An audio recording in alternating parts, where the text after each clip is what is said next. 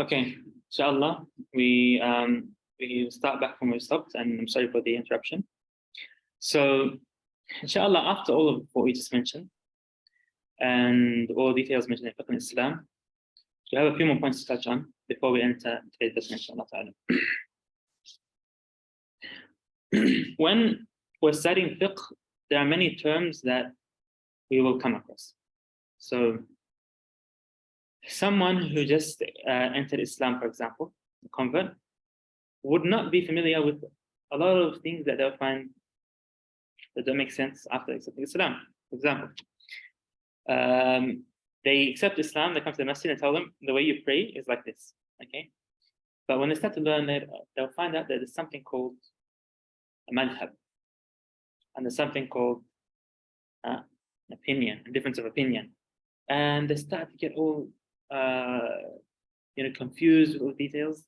These are things that we need to understand, not only for students of knowledge, but Muslims have to understand these basic concepts in Islam.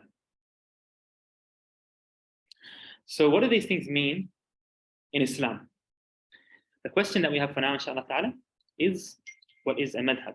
And those who are on Zoom can see this in the presentation. As for the students here, I'm sorry that the projector stopped working. Inshallah ta'ala, from next week we'll have it working, inshallah.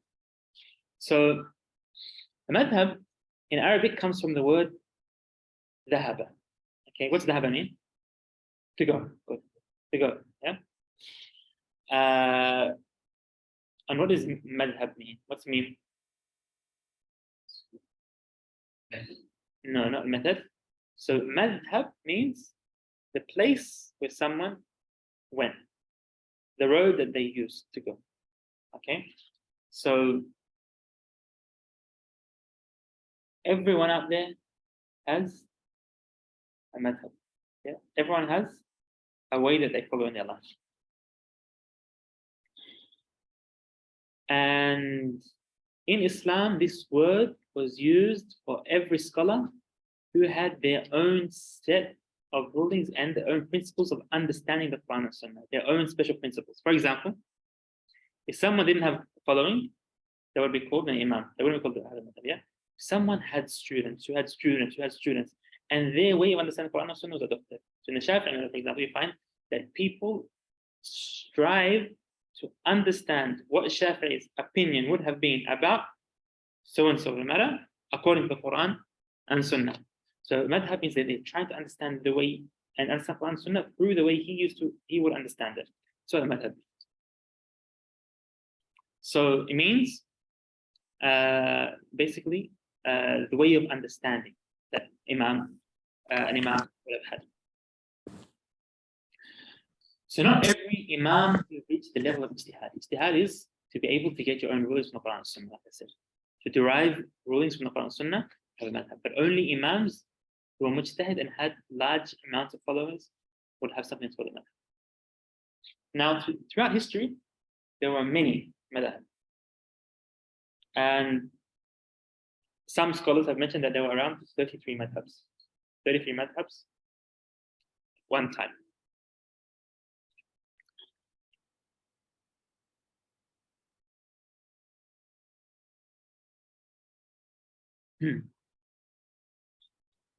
Now,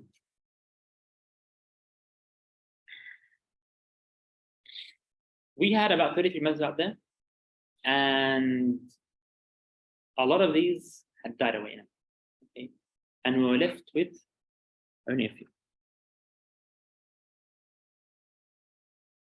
Some of the madhabs that no longer exist. There are 6 main famous madhabs that no longer exist. Imam Suyuti rahimahullah ta'ala mentioned in his books. Number 1, you have the madhab of Imam Sufyan al-Thawri rahimahullah. Has anyone heard about Sufyan al-Thawri? A very famous imam, yeah? One of the narrators of the hadith of Rasulullah, and also one of the imams of the tabi'een. So Sufyan al-Thawri died the year 161 after the hijrah of Prophet. Yeah? After the hijrah of Prophet, meaning 160 years after the death of Prophet. Not long after Prophet. Yeah? It was a very early imam. He had his own way of understanding and he had followers. Okay? You have Ishaq ibn Rahway. Yeah, one of the great Imams of Hadith. Some scholars mention that he had a madhab. You have scholars like before him, like Imam al-Awza'i. Has anyone heard of Imam al-Awza'i? Al-Awza'i died even before Imam Sufyan al-Thawri. He died 157 Hijri. Imam al-Awza'i was known to be Imam Ahl al-Sham. Imam Ahl al-Sham, the Imam of the people of Sham. What's Sham? Not just Syria, but all of that region, yeah? So, for example, now people of Palestine, of Lebanon, of Syria, of all these countries would be followers of Al-Imam Al-Awza'i rahimahullah ta'ala.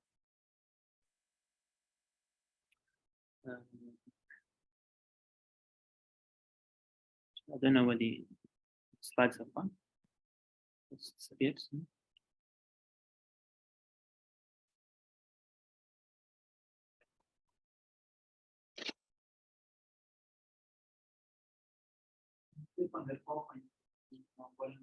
Huh?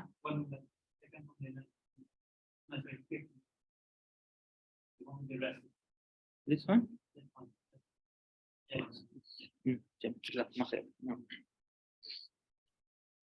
So you have Al-Imam Al-Awza'i. He was known to be the Imam of the people of Sham. So, for example, Syria, Palestine, parts of Lebanon, those countries, they were all called Sham. Imam Al-Awza'i, his madhab stayed on for hundreds and hundreds and hundreds of years. So from after the time of the Sahaba until he was there, people endorsed his madhab everywhere in Sham. And even at the time of Shafi'i, his madhab was still dominant in Sham. It was mentioned in some books that until times of Imams who lived in the 5th century, the Awza'i madhab still had some remaining followers in the country, in the Sham. So for a long time, he was in madhab. But then after that, it died out. You have Al-Layth ibn Sa'd. Layth ibn Sa'd was the Imam in Egypt before Imam Shafi'i got there. When Imam Shafi'i migrated to Medina, okay, people started to follow Imam Shafi'i. Before him, people would follow Al-Layth ibn Sa'd. You also had Dawood al-Zahiri. Dawood al-Zahiri. He is the main scholar who started what is known as the Zahiri madhab. What's the Zahiri madhab? Zahiri are those who focus on the literal wording of the Quran and Sunnah. Yeah? The literal wording of the Quran and Sunnah. Now, Imam Dawood was a great scholar and he had followers. Later on, other scholars tried to endorse the Zahiri madhab, but without having a chain of relationship that connects them with Dawood al-Zahiri. Like you had Ibn Hazm. Ibn Hazm, al-Andalusi, was Zahiri, but he didn't follow the footsteps of Dawood, and he didn't have also many teachers in fiqh. That's why the scholars don't usually accept the opinions of Ibn Hazm, but they would accept the opinions of Dawood al-Zahiri when it comes to. These are some scholars of Tabi'een who were mujtahid. Now, subhanallah, for some reason, many of these madahib used to exist, but they no longer exist. And there's only 4 that carried on throughout history. Only the 4 madhabs were able to make it through the wars, the different political problems that happened in the world, through the, subhanallah, all the different things that happened. These 4 madhabs never stopped. For a reason that Allah subhanahu wa ta'ala knows and we don't know. Even some of the Hanafi scholars, they mentioned that this is similar to what's known as a karama. It's like a special gift from Allah subhanahu wa ta'ala to these imams. Now, I want to talk also about chains of relationship in fiqh. We touched on this a little bit at the start. So Ibn Sirin, rahimahullah, says, if it was not for isnad, no one would have anyone would have said anything. لولا الإسناد لقال من شاء ما شاء. If it wasn't for isnad, whoever would have wanted to say something would have just gone and said it. And Sufyan al-Thawri says, isnad is the weapon of a believer. So as a Muslim now, you have a training relationship with Rasulullah, you're under a school of thought that is authentic. You've got a lot to be proud of, yeah? You can argue with anyone out there. because you're standing on something. Someone just stands up and starts making their own rules from their head. Happens. You can refute them very easily. Yeah, you can ask for them to tell us where or who said they are qualified to make a ruling, where they get their rulings from, what basis they have for their ruling. You can discuss them. Yeah, but if you're following Imam Shafi'i, if someone argues with you, what do you say? Go talk to Imam. Yeah, nothing to do with me. No one can blame you for anything. Go and discuss with Imam Shafi'i. Yeah. Or you can also mention the proofs and the adillah that the scholars of Shafi'i Mathhab mention. The books are full of proofs also, because they don't just blind follow the Imam, but they also understand the way the Imam understood, understand, and they prove to the late scholars that the Imam's understanding was actually just an understanding. Same thing for all the other madhab as well. So the scholars have widely agreed that it's not permissible for someone to follow a mujtahid without an authentic chain of narration that ends with him. Okay, so when you study usul al-fiqh, you'll find that the scholars mention that it's not permissible for us to take the fatwa of the Sahaba. Why not? Why can't we take the fatwa of Ibn Abbas, Abu Bakr, Umar, but we can take the fatwa of Imam Shafi'i, Imam Malik, Imam Ahmad? Why not? That's very confusing, for some people, and very problematic for some people. But it's mentioned clearly in usul al-fiqh, and the scholars are very strict about this. لا يجوز تقليد أحد الصحابة. Why? No. Imam Shafi'i could be for his time as well. Abu Hanifa could be for his time as well. The reason? It's no train. Yeah. So if you say Ibn Abbas used to pray like this, yeah. What are the conditions of prayer? Well, how does Ibn Abbas look at prayer? Yeah. I have to understand that fiqh, you have to have conditions. It's a whole package. Yeah. So if you don't understand the picture and how things work, you can't do your ibadah properly. So there has to be a narration for things to happen. You can't just take one part of prayer from Ibn Abbas, one part of this, and mix them up and make your own thing about it. Yeah, you have to do things in a systematic order so they all work together. So because we don't have chance relationship, we're not able to follow the Sahabas in Mathhab, for example. Yeah, even though they were greater than all the Imams together. We're not allowed to follow Sufyan Thawri and the other ones, Awza'i. They're great Imams before the 4 Imams, some of them. Why? Because there's no more narration. The chain is cut. Yeah, you don't have scholars who studied under them, who studied under scholars, and the scholars who go back to these Imams, who have been writing books of fiqh and tracing back the details of their opinions, generation after generation. You don't have that. That's why we are to focus on what we have, chains of narration that go back to. The same thing applies to the Mathahib, like I said, that have lost their chains of narration.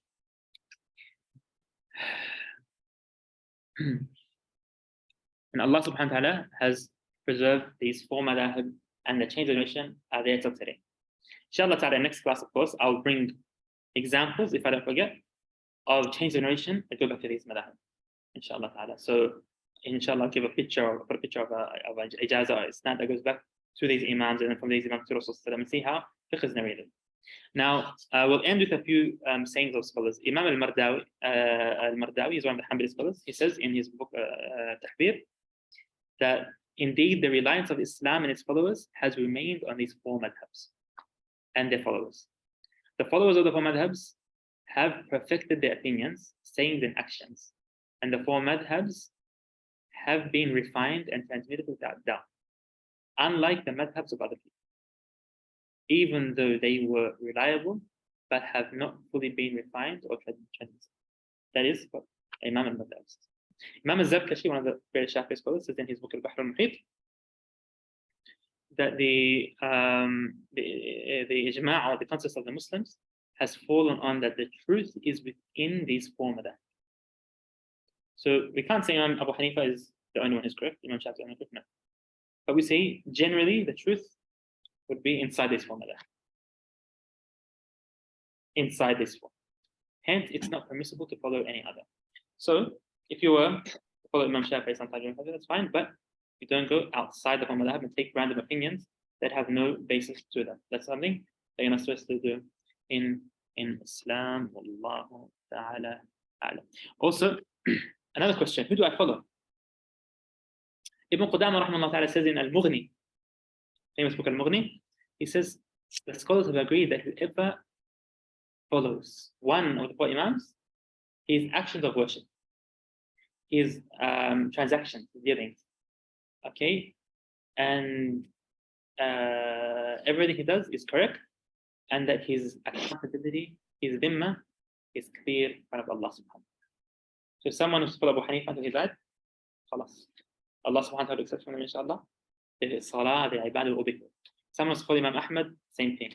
Imam Shafi'i, same thing. Imam Malik, same thing. So if you were to follow any of the 4 Imams, that's enough for you. It's enough for you to meet Allah subhanahu wa ta'ala. And that has been the system of the scholars throughout history. Wallahu ta'ala a'lam, wa lillahi alhamdu wal minna. Inshallah ta'ala, if there's any questions on Zoom, I'm very sorry for the buzz on Zoom. I haven't been checking the Zoom. One question says, on the earlier slide, which talks about Sahabas, were also Mufti, it says Ammar. I wanted to ask if that was Ammar ibn Yasir. Yes, Ammar. When we mention Ammar, it means Ammar ibn Yasir, radiyallahu ta'ala anhu. Any other questions? Yes, well.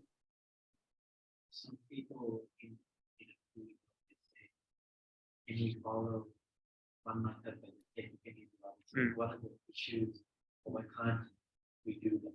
Okay. We just follow any Mathhab. Okay, so the question here is, can we follow one Madhab and take from others, or can we follow multiple Madhab at the same time? This question.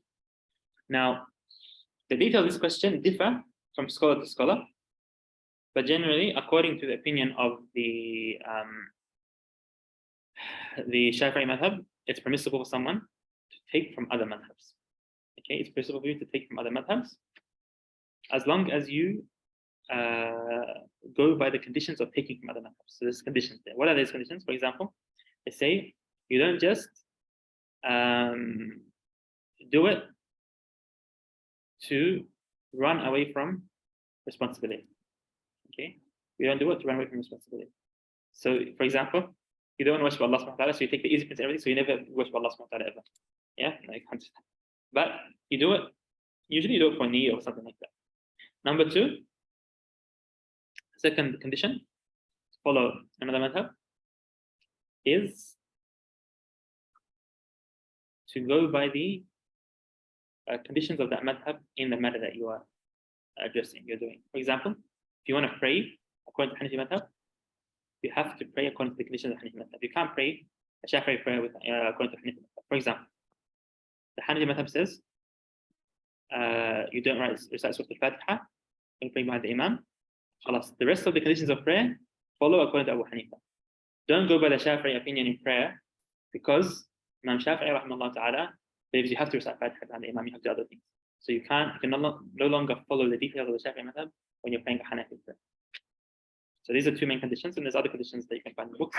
But if you follow these conditions, then you can follow another madhab. You take things from other madhab. And this is what scholars do everywhere. I've met and studied under Hanafi, Maliki, Shafi'i scholars, Hanbali scholars. No one goes according to one madhab in everything they do. Impossible. No one, yeah? No one. I know many Hanafi teachers I have who would combine prayers when traveling. In Hanafi madhab, you're not allowed to combine prayers when traveling. Just pray every prayer and its time, yeah? But it's hard when you go to airplane stuff. So most Hanafi Mashaykh I know, they combine their prayers according to the Shafi'i madhab, for example, yeah? Many Shafi'is, for example, in matters like touching their wife and stuff, breaking wudu, they'll follow a different madhab. That's fine. You can follow other madhab when you need to, but just like I said, do it in a way that's systematic and do the ibadah, the acts of worship, according to the way the imam of that madhab says. One brother here says, can we ask questions on the microphone? Yes. You can ask questions on the microphone, inshallah ta'ala. Assalamu alaikum, Sheikh. I have a question. Here in Malaysia, they follow the Shafi'i Mathhab, they follow the Shafi'i Mathhab, but there are some people, like a group of people, they follow the Hanafi Mathhab. So what's the ruling on that? Like I see in my community, there are some people who are following the Hanafi Mathhab, where they are living in a Shafi'i country. So what? Brother, can you raise your voice? Raise your voice. There are some people in Malaysia, which Malaysia is a Shafi'i country. Therefore, some people, they follow the Hanafi Mathhab, where they are living in a Shafi'i majority country. So what's the ruling on that? So saying in Malaysia and Malaysia, some people follow the Hanafi Mathhab while we're living in a Shafi'i majority country. So the advice of scholars like Imam Suyuti says in one of his books, go by the madhab that is in a country that you are. That's more realistic. That's more realistic. But it's not a condition. But it's not a condition. If there's a small Hanafi minority, in the country, that's fine. They should also be lenient. Fiqh is not aqeedah. Everyone's Shafi'i. Just go against them and make them uncomfortable and stuff. Just because you don't need to do that. Malik is in their madhab, they pray with their hand down. That's how Malik is. Yeah, that's how Malik is. They don't hold. Every Maliki scholar I know. But every Maliki scholar I know. When they go to a country, we're not used to that. What they're doing. Yeah, that's fine. You don't need to. Especially when it's something that's sunnah. Especially when it's something that's sunnah. It's not compulsory. You're going to follow the Hanafi madhab in a Shafi'i. You're going to follow the Hanafi madhab in a Shafi'i country. You're not advised to do it. But if you, for some reason, you want to do that, don't against the imams of the people of your country and make them feel the imams of is not there to make people comfortable. This is something that's lenient. It's not black and white. The difference between scholars are there is not there to make people comfortable. This is something that's lenient. Scholars are there as a mercy to all.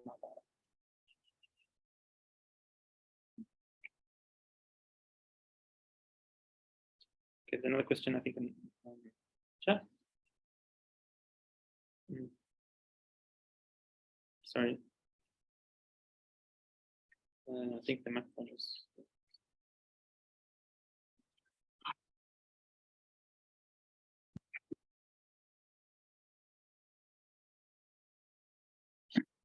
Okay.